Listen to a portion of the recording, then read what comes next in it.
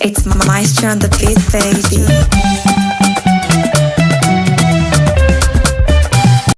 Ẹ káàárọ̀, ẹ káàsán, ẹ káalẹ́ níbikíbi tẹ́ bá ti ń gbọ́ wa, àsìkò dédé àsìkò yìí o.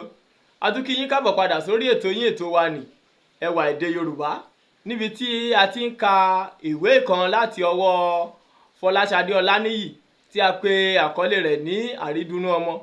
Ní bí ọ̀sẹ̀ mélòó kan sẹ́yìn báyìí, a ti ka orí kìíní, orí kejì, orí kẹta, orí kẹrin, orí karùn-ún ní ọ̀sẹ̀ tó kọjá, níbi tí a ti sọ bí Àkànmú àti ọmọ rẹ̀ Ajíbọ́lá tán ti lọ bá bàbá tí ó gba Ajíbọ́lá là ní ọjọ́ kìíní àná, tí bàbá sì fi sọ fún wọn, tó sì ṣàṣírí fún wọn nípa Adédoyin wípé gbogbo èso tó bá jáde láti abẹ́ Adédoyin wọn ò lè níláárí, bẹ́ẹ̀ ni wọn ò lè jẹ́ aláyọ̀ ọmọ. Èyí ò ṣe kò hàn sí ojú Adédoyin, torí wọ́n ní kí Adédoyin fún wọn ní ààyè díẹ̀ láti sọ̀rọ̀ nígbà tí ó sọ àṣírí yìí fún wọn ni. Ní ọ̀sẹ̀ yìí a fẹ́ tẹ̀síwájú lórí ìwé kíkà wa yìí, níbi a ó ṣe máa ka orí kẹfà, ẹ máa bá wa ká lọ.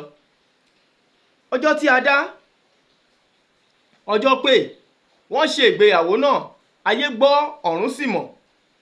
Ó fẹ́ má sí irú ìgbéyàwó bẹ́ẹ̀, kò ní ẹlẹgbẹ́, ó fẹ́ má sí ẹni tí inú rẹ̀ ò dùn. Ní ọjọ́ náà, inú Àbẹ̀kẹ́ ìyá Adédoyin ló dùn jù, ṣùgbọ́n bí ó ti wo ààyè ìjókòó ọkọ rẹ̀ bí ó ti ṣófo, omijé bọ́ ní ojú rẹ̀. Lẹ́yìn gbogbo pọ̀pọ̀ ṣìnṣìn ìgbéyàwó, ọkọ àti ìyàwó kó ara wọn lọ ìlú Èkó, níwọ̀n ìgbà tí ó jẹ́ wípé ibẹ̀ ni àwọn méjèèjì rí iṣẹ́ sí. Wọ́n lọ bẹ̀rẹ̀ ìgbé ayé ọ̀tun, ọkọ ní iṣẹ́ lápá, ìyàwó náà ń ṣiṣẹ́, ìfẹ́ sì wà láàrin wọn. Àwọn tí Ọlọ́run bá ti so pọ̀, kí ẹnikẹ́ni má ṣe yà wọ́n. Ọ̀pọ̀ ènìyàn ló sì ń fi irú tí wọ́n tọrọ lọ́wọ́ ẹlẹ́dàá wọn. Gbogbo ìgbà tí Ajíbọ́lá bá sì rántí ọ̀rọ̀ àsọtẹ́lẹ̀, ọkàn rẹ̀ á dàrú, inú rẹ̀ á sì bàjẹ́, bí ó tilẹ̀ jẹ́ wípé ó ní ìfẹ́ Adédoyin.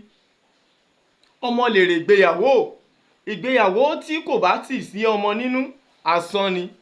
Ọlọ́run fi èso sí àárín wọn, Adédoyin finú ṣoyún, ó sì fi ẹ̀yìn gbọ́mọpọ̀n. Ó bí ọmọ alákọ̀ọ́bí gẹ́gẹ́ bí ẹni tí kò tíì bí ọmọ rí. Oyún náà fún ní wàhálà díẹ̀, ó tún ṣe ojo ní ọjọ́ ìkúnlẹ̀. Ilé ìwòsàn tí ọkọ rẹ̀ ti ń ṣiṣẹ́ ló bímọ sí. Ọmọbìnrin làǹtìlanti ni ó fi oyún náà bí. Ayọ̀ Adédoyin kún àkúnwọ́ sílẹ̀, inú Ajíbọ́lá dùn, ṣùgbọ́n kò dàbí. Kò sì sí ohun tí wọ́n fi jẹ ọmọ náà níyà. Wọ́n ń tọ́jú ọmọ yìí dáadáa. Adédoyin fi tayọ̀tayọ̀ sọmọ náà ní Olúwaṣemílóore. Gbogbo àwọn ará abúlé bá wọn jó, wọ́n bá wọn yọ̀, ṣùgbọ́n Àkànmú kàn ń yọ̀ kí ayé má bàá sọ wípé inú rẹ̀ kò dùn sí ìbí ọmọ náà ni. Àkànmú rọ́jú kí wọ́n sọ ọmọ náà lórúkọ tí ó fi padà sí abúlé.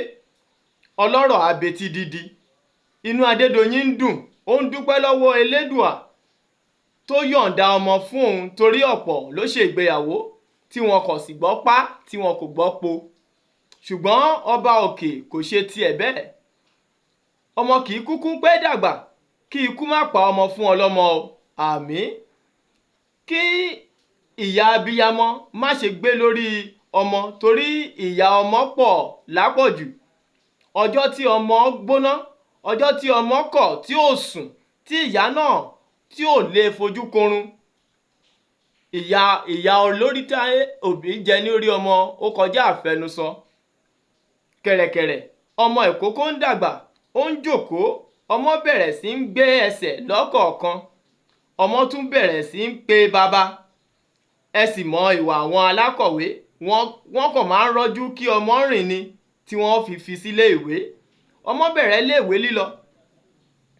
Ọlọ́run ọba kúkú ti yọ̀ǹda ọkọ̀ ayọ́kẹ́lẹ́ kọ̀ọ̀kan fún àwọn méjèèjì. Bí Ajíbọ́lá kò bá gbé ọmọ lọ iléèwé, Adédoyin yóò gbé e lọ. Wọ́n sì ń gbé ìgbé ayé ìrọ̀rùn. Inú Ajíbọ́lá kò fìgbà kan dùn sí ọmọ náà, ṣùgbọ́n kò gbọdọ̀ ṣojú bákan kí ìyàwó rẹ̀ má bàa bínú. Ṣemílóore kò kúkú mọ ohun kankan, kò bínú ènìyàn, bóyá ènìyàn bínú rẹ̀ òun kò mọ̀ ní tiẹ̀. Ó wáyé tiẹ̀ ni. Ọmọ ni ìní Olúwa, ọmọ inú sì ni èrè rẹ̀. Níbí ni a ó fi àdàgbà ètò yìí rọ̀ sí ní ọ̀sẹ̀ yìí. Ní ọ̀sẹ̀ tó ń bọ̀, a ó tún máa tẹ̀síwájú nínú kíka ìwé wa Àrídunnú Ọmọ. Mo máa dùn.